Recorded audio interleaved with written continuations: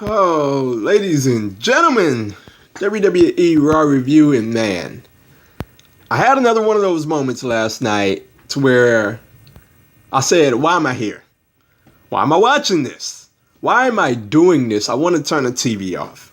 But eventually, I always come back to the notion of, well, I want to watch this because I want to be well informed when I do the review.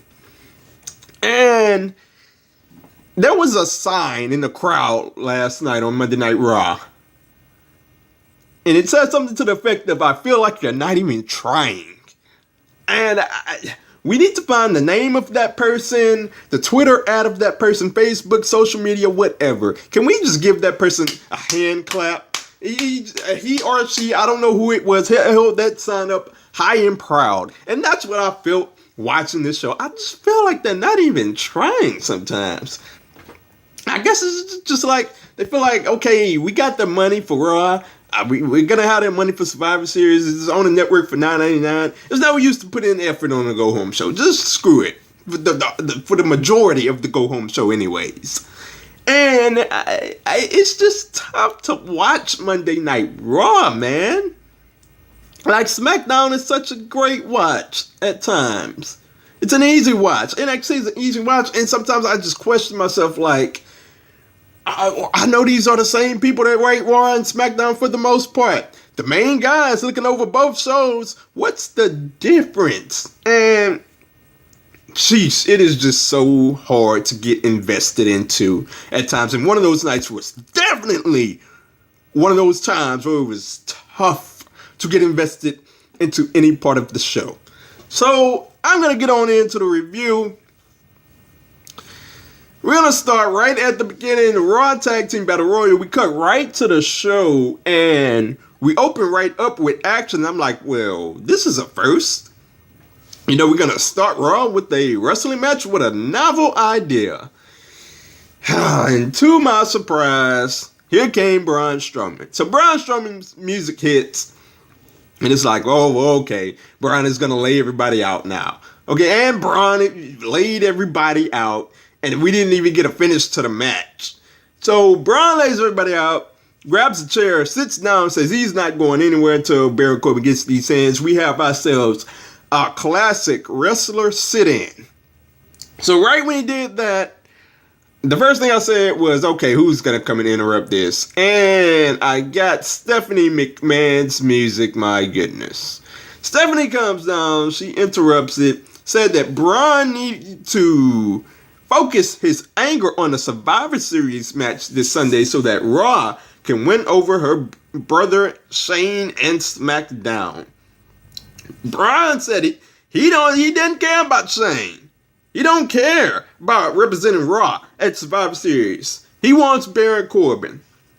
And Stephanie coerced Braun by saying that if he participated in the Survivor Series match, he could have whatever he wanted. Braun wanted a rematch with Brock Lesnar, and he wanted Baron Corbin beforehand. Stephanie then told him that he couldn't put his hands on Baron Corbin. This brought out Ronda Rousey. She didn't want to hear any kind of pep talk from Stephanie. She was ready for Becky Lynch at Survivor Series. This also brought out Baron Corbin. He talked about how they need to stay focused. He got a judo hip toss for his pleasures, for his troubles, which let Ronda Rousey right out of the ring. And Braun Strowman nearly put his hands on Baron Corbin, but he said that he would do it after Survivor Series. Overall, like, come on, man. Come on. You're going to have a tag team battle royal. You're just going to have Braun Strowman just eliminate all of the tag teams, beat down all the tag teams. It goes to show how much effort that you put into your tag team division. It goes to show how much you care about your tag team division. You don't give a crap about it. I mean, come on, man. We can't just have Braun Strowman open up the show like this. You just have to involve the tag team. All of the tag teams in it outside of AOP. Just very lazily written and just who cares about their tag team division anymore? We would move on to Ember Moon versus Tamina.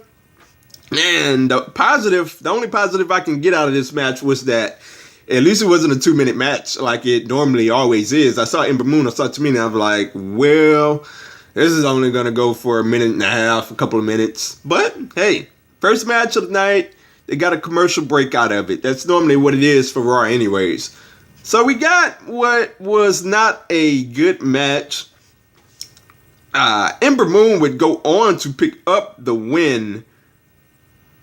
And Tamina would go on and pick up the win with a Superfly splash that did not look good. Ember was too close to the corner, so it was just really wacky looking, Tamina would pick up the win. I just cannot get invested into these matches. Ember, Nia Jax, Ember, Tamina. It is just not interesting. The feud is not interesting to me as well. It's something to get invested into. Ember Moon is being wasted, in my opinion, because in all honesty, she should have won that battle royal at Evolution to be the #1 contender to Ronda Rousey. She had such momentum going, and Nia Jax just doesn't have momentum going, and they turned her again. She's a heel now. Nobody's invested into it. If anything, the crowd was more invested into seeing Tamina versus Nia Jax, not Tamina with Nia Jax. So I can't get invested into this storyline, and it doesn't seem like a lot of people are either. So after that, Ember Moon took a beat down after that as well. But Corey Graves was in the ring with Seth Rollins. We finally got some build towards the Seth Rollins-Nakamura match. Seth Rollins said he was ready for him, but he wanted answers for Dean Ambrose. Also said that Dean Ambrose wasn't man enough to give him answers. So Dean Ambrose appeared on the screen, on top of the car, like a model, next to a can of fire. He talked about how the fans wanted to know why he did what he did. And he didn't care about the fans. He said that he was too selfish to see what was happening around him. He said that he thought the Shield made him stronger, but it made him weak. And he said that he would become a new man. It's a great day to be reborn. And he burned his Shield gear. I still don't know why he poured gasoline all over the Shield jacket. Like, it's already a can of fire right there, Dean. What's the point? Threw the Shield jacket into the fire. I gotta say, this was a phenomenal promo. This is A+ stuff from Dean Ambrose. I enjoyed every bit of it. Dean is one of those guys that is tremendously believable in his role when he cuts a promo as a heel. You believe everything he says. And I'm about to get to another one of those guys in just a second. After that great angle, after that great segment, we had Drew McIntyre and Dolph Ziggler came down. Kurt Angle's music hit at first, but Dolph played a trick on everybody. It was Dolph and Drew coming down, and I enjoyed everything Drew McIntyre said. Very believable in his role as well. Talk about how he broke the Shield. Talk about how he broke Kurt Angle. He was disgusted in Kurt Angle. And the thing that got me on my feet was when he said that Raw is his show now. And I was like, yeah, I like every bit of that. He wanted to mold it into his image. But before he could get going, Finn Balor arrived and cut him off. Said that he didn't like the way that he treated Kurt Angle last week. Drew didn't care about that. So eventually, it came down to Finn Balor versus Drew McIntyre. Finn Balor wanted to fight, and he would get a fight. It just wouldn't be against Drew McIntyre. It would be against Dolph Ziggler. He ate a headbutt for his troubles as well. That was a phenomenal segment. I give it to Drew McIntyre, and I give it to Finn Balor as well, who's not that great on the microphone, but I enjoyed him last night. For whatever reason, I enjoyed him. We got Finn Balor and Dolph Ziggler. After that, this was a phenomenal match, the match of the night. We got two smaller guys, very similar. Two smaller guys, two guys that rely on their athleticism. They do it really well, and they have phenomenal chemistry. I enjoyed the match very much. We got a phenomenal closing stretch as well. Balor put on his best Seth Rollins impersonation, to where I have this thing about Seth Rollins when I say that his hot tags, his comebacks are the best in WWE. Nobody does it like the guy. Nobody gets the crowd on their feet like Seth Rollins when he's just tearing the house apart running from end to end when he gets a hot tag or he's making a comeback. Finn Balor had a phenomenal comeback in this match. The match would end as Finn Balor got the roll up for the win on Dolph Ziggler. This moves forward the feud with Drew McIntyre, and if it's going to be a continued feud with Drew McIntyre and Finn Balor, in the words of Rick James, give it to me, baby. So after that, we had Finn Balor backstage with Stephanie McMahon. Drew McIntyre came up. She got in the middle of both of them, said that they needed to be focused for Survivor Series. They needed to win the match at Survivor Series, and that they could tear each other apart afterwards. Next up, we got Ronda Rousey in one of the strangest promos you will ever see. Ronda Rousey is like sometimes they don't know what they want Ronda Rousey to be. Sometimes she's fierce, she's angry, sometimes they have her happy and jubilant. This was one of those times to where they didn't know what they wanted her to be. First, she started off by apologizing, said that she didn't think she needed to apologize to Becky Lynch for talking about her past, said that she didn't mock her past, which, yes, you did mock her past. I don't know what they were thinking there. But then we got fierce mad Ronda Rousey. She started talking about how how Becky Lynch was a millennial that ate avocado toast, and she went there, and it's like, well, what? Isn't Ronda Rousey and Becky Lynch around the same age range? So, I mean, that was very strange in itself. She talked about how being offended didn't make her right, and this was just one weird, insane promo, to which she talked about also how she done so much for women, and it's a shame that the leader of the women's revolution is talking about being the man. So they tried to turn that into an offensive statement in the promo, like the man is an offensive statement. Like, what is going on? Who wrote this? Look, Ronda Rousey was very fiery, and I can appreciate that. I can appreciate a fiery promo. And Ronda Rousey is very believable, but Ronda Rousey should not be booked as a heel. And in every one of her promos, she came across like a heel. And I'm talking about in every one of her promos in the Becky Lynch feud. She came across like a heel. And I've said from the start, from the very get-go, that WWE better be careful or Ronda Rousey, the crowd will turn on Ronda Rousey because we love Becky Lynch. I said that they better be careful, and that got proven true later on. I'll get to that later on. But this was such a weird promo, and she came across like a whiny heel, and she was interrupted by Nia and Tamina. They both wished her well at Survivor Series. Fiery promo. Ronda Rousey would make a tremendous heel, but this was weird. What a weird promo that was. So after that, we had some more talking. There was a lot of talking going on in this go-home show, the Survivor Series. Ruby Riott was out, and she was apologizing to Natalya for breaking Jim Neidhart's glasses. And like 10 seconds into this promo, the first thing I said was, okay, just get to the part to where you said you say that you're not really sorry. Because it's like everybody's doing this promo these days, lately in WWE, especially from the Raw side. You know, the fake apologizing promo. Like, I just can't get invested to it. There's nothing against Ruby Riott herself. I find her to be pretty darn awesome. I find the Riott Squad themselves on talent to be pretty darn awesome. They just aren't using them very favorably, in my opinion.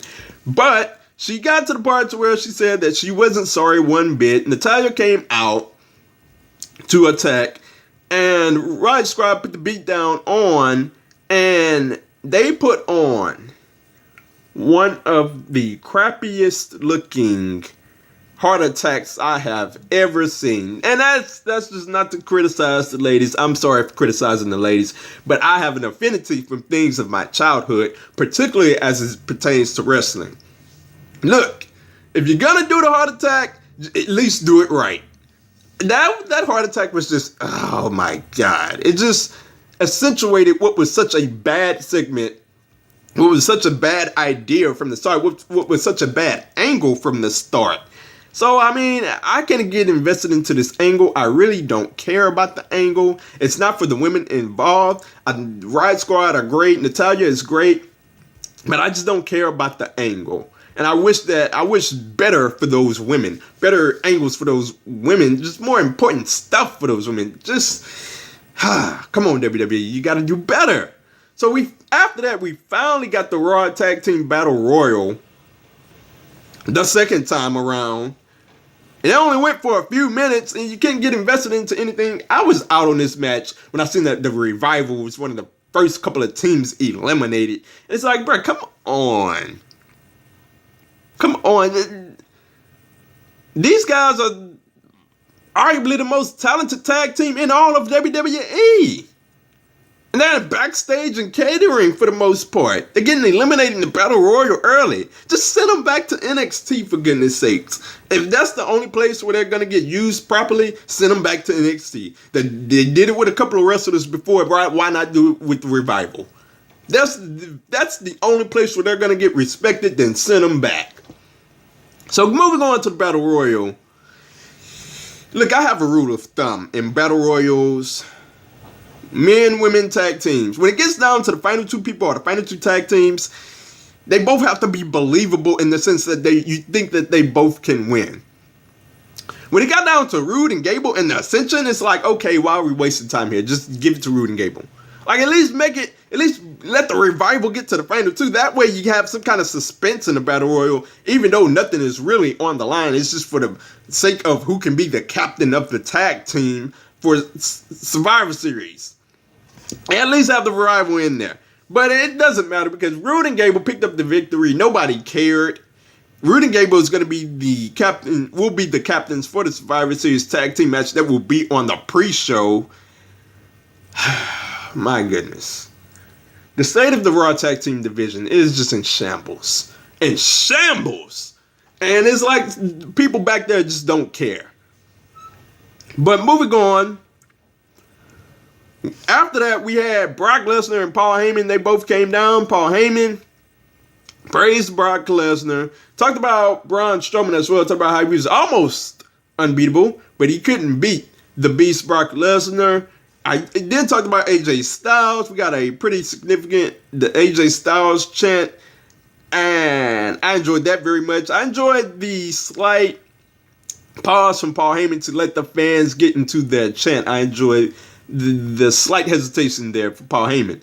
And he talked about how AJ Styles went toe-to-toe with Brock Lesnar last year, but that wouldn't be the case this year because Brock Lesnar would beat him down. During this promo, Jinder Mahal's music hits, and I'm like, bro, really? Really?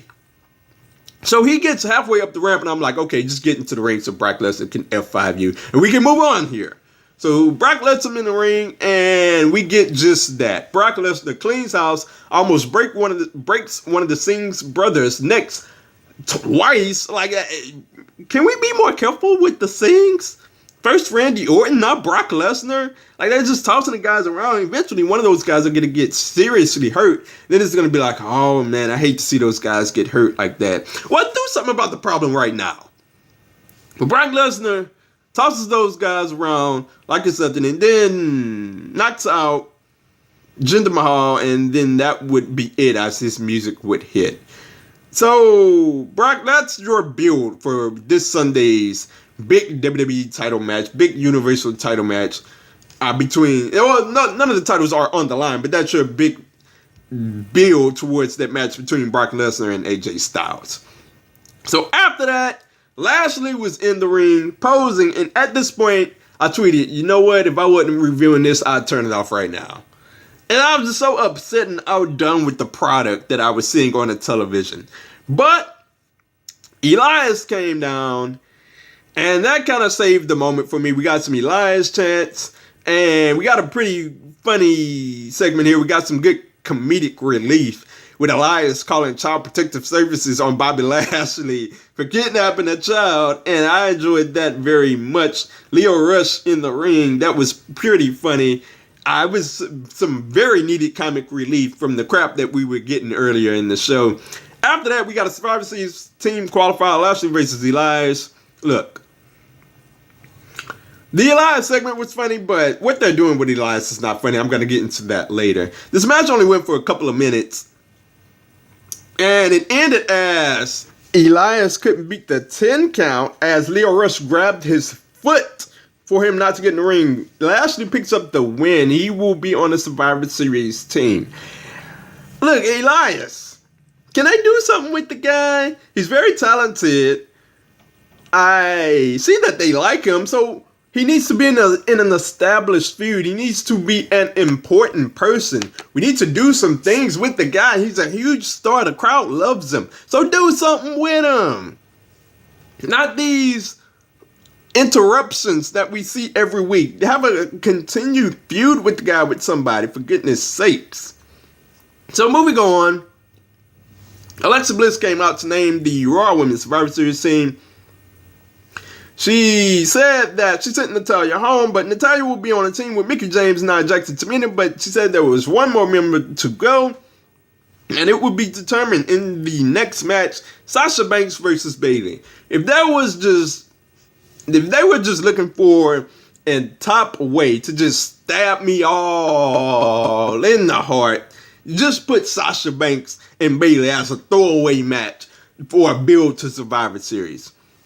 Just throw it away. No build whatsoever. The feud that I pound the table for so many times to say that if done right, it would be the best feud in WWE. Just throw it away in the main event. Just throw it away. So we had some decent action to start the match. Sasha Banks did a nice hurricane run on the floor.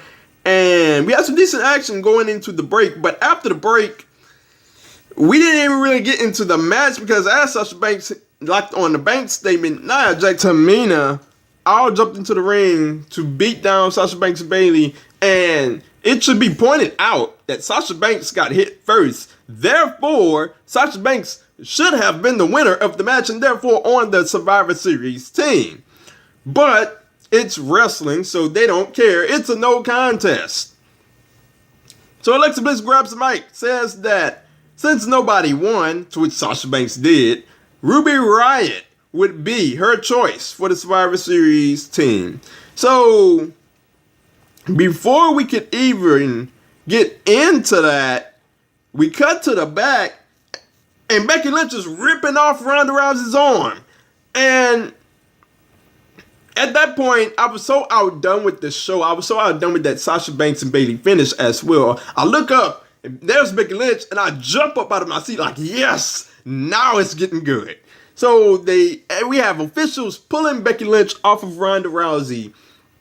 And it is just an incredible moment. The crowd is going wild. It was very Steve Austin-esque. So the Raw Women, they cut back to the Raw Women's team. They're standing in the ring, and Becky Lynch's music hits. The crowd goes wild. And at this point, it's like, okay, Becky Lynch is going to take on everybody 1-on-7. And the crowd is going wild. The crowd wants it. Obviously, Becky Lynch stands at the rampway. SmackDown Women's roster comes out. And we get the beatdown on. We got a big brawl going on. Becky Lynch's nose gets busted open.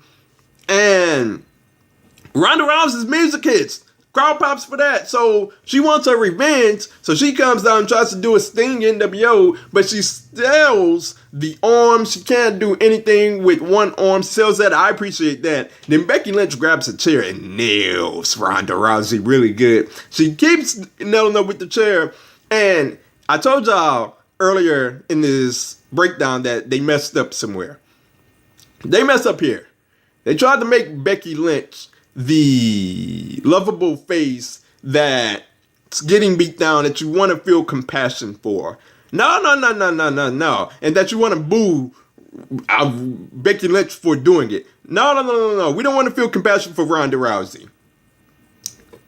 And it was shown evidently in this segment. Becky Lynch is nailing her with the chair. And the crowd is chanting one more time.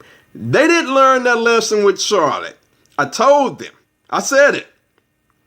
You know, if you're not careful here, the crowd could turn on Ronda Rousey and just cheer Becky Lynch out of the building. That's what we got.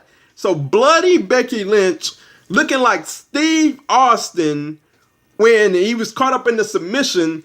And the submission match with Bret Hart, blood running down his face. Blood is running down Becky Lynch's face. And the crowd is just going crazy. Stone Cold Becky Lynch going the house on Ronda Rousey. She gets into the crowd, looks back up, and it is just an iconic shot of Becky Lynch just standing in the crowd, face full of blood, talking trash to Ronda Rousey. Just a phenomenal moment. Look, it won't go down in history as, a big shot, as how we turn to Steve Austin's moment there with Bret Hart. We look back at that picture and it was like, man, that's such a huge moment in wrestling history. You won't be looking at it as a huge moment in wrestling history, but darn it, for whoever broke Becky Lynch's nose or busted her open, thank you, because it provided probably the best image of 2018, at the least, or at least one of. And an iconic shot of 2018, Becky Lynch, blood dripping down her face. Just phenomenally done. After that, we have Stephanie yelling at Baron Corbin. And I'm pretty sure, we'll see something tonight on SmackDown, an invasion of some sorts. So that would end Monday Night Raw. It was a horrible show. But we had a couple of good segments, 2 to 3 good segments, and a good match. And the ending to Monday Night Raw was just fantastic. Becky Lynch is phenomenal. I cannot wait to hear what she says tonight.